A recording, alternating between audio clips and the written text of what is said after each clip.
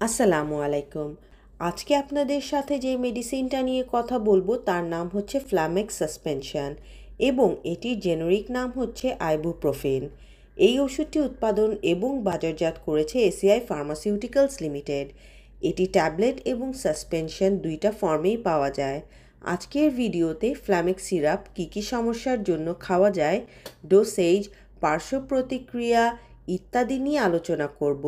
তার আগে যারা আমার চ্যানেলে নতুন তারা চ্যানেলকে সাবস্ক্রাইব করবেন।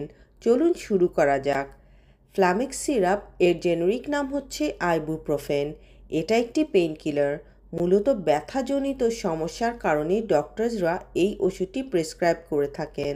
এটি অ্যাকিউট এবং ক্রনিক দুই ধরনের ব্যথার জন্য কাজ করে থাকে, যেমন দাঁতের ব্যথা, পোস্ট সার্জারি পেইন, ইনফেকশনের কারণে জ্বর হয়ে থাকলে ডক্টরসরা এই মেডিসিনটি প্রেসক্রাইব করে থাকে।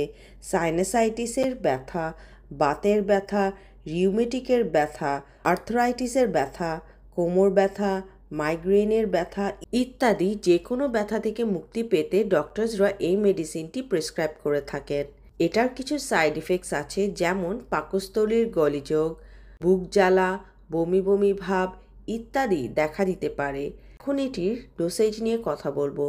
যে শিশুদের বয়স 2 বছরের থেকে কম তাদেরকে হাফ চামচ করে দিনে 3 বার সেবন করাতে পারবেন।